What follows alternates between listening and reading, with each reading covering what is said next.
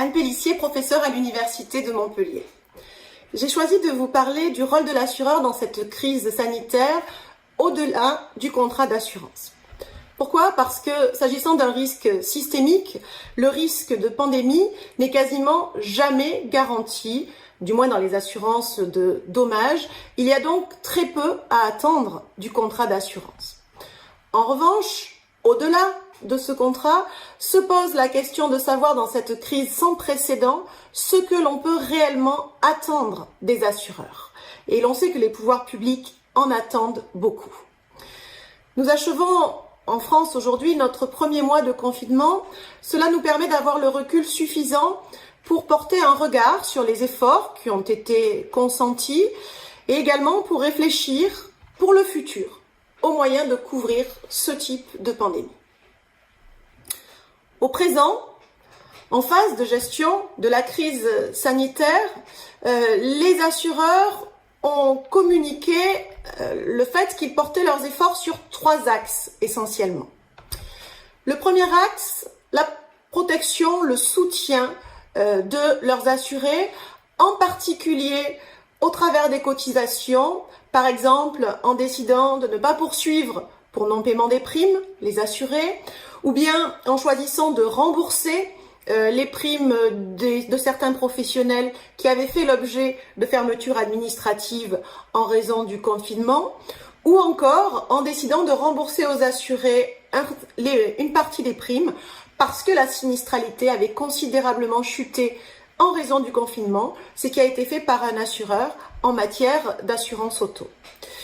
À côté de ces initiatives sur les primes, le soutien aux assurés se porte par des moyens liés à leur assistance, en leur offrant des plateformes pour avoir des conseils juridiques, des assistances psychologiques, et tous ces moyens se font plus prégnants, plus importants lorsqu'on est face à des personnes particulièrement exposées au Covid-19, comme les personnes vulnérables et les professionnels de santé.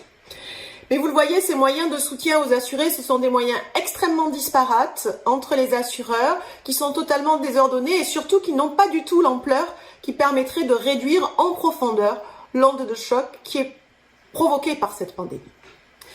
C'est pourquoi le deuxième axe sur lequel se portent les efforts des assureurs, bien c'est le soutien, la participation à l'effort de solidarité nationale en alimentant plusieurs fonds de solidarité. C'est le cas par exemple du fonds qui a été créé par l'État français pour verser des indemnisations aux chefs d'entreprise qui ont été obligés d'arrêter leur activité pendant la période de confinement.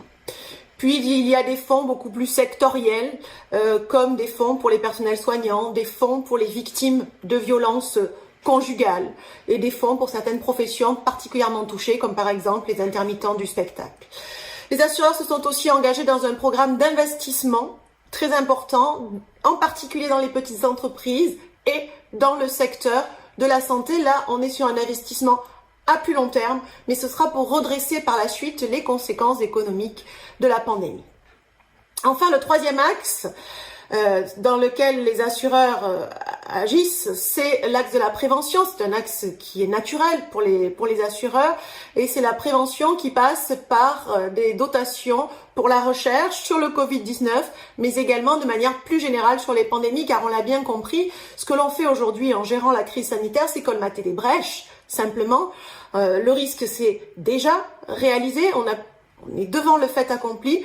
C'est l'enjeu immédiat, essayer de trouver des solutions palliatives mais qui ne seront jamais suffisantes. L'enjeu de demain, ce sera de prévenir les risques et aussi de tirer les leçons de cette crise sanitaire pour préparer un système destiné à trouver les moyens d'indemniser. Donc on peut porter notre regard au futur, passer en phase d'anticipation des futures crises sanitaires et réfléchir pour imaginer la meilleure des solutions possibles pour améliorer l'indemnisation en cas de nouvelles crises sanitaires. Alors à l'évidence, le recours à l'assurance est l'une des pistes de réflexion majeures. Les réflexions sont déjà engagées. On raisonne pour l'instant en France par analogie parce que nous connaissons déjà plusieurs systèmes qui permettent d'indemniser en cas de risques qui sont inassurables. Le plus connu de ces systèmes, qui existe également dans beaucoup d'autres pays, c'est la garantie des catastrophes naturelles.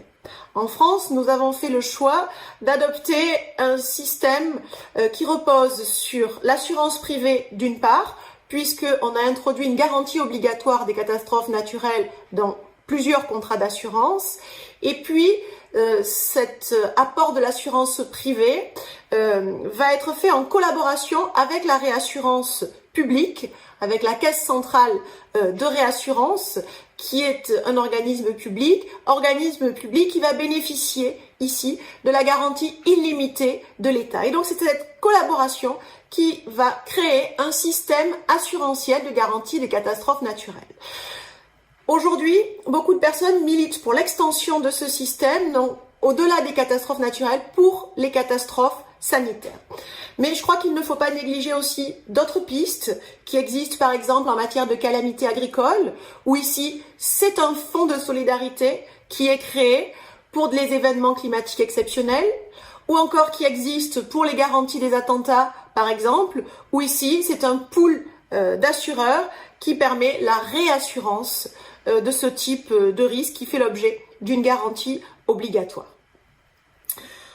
On voit les idées que l'on pourrait avancer ne manquent pas, ce ne sont ici que quelques illustrations, mais je crois qu'il faut garder à l'esprit, malgré le fait que beaucoup de bonne volonté se manifestent, que prudence est mère de sûreté.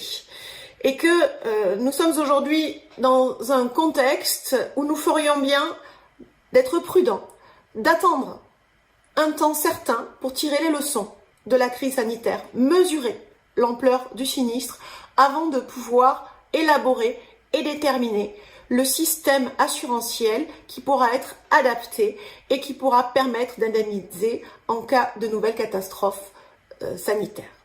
Je vous remercie de votre attention.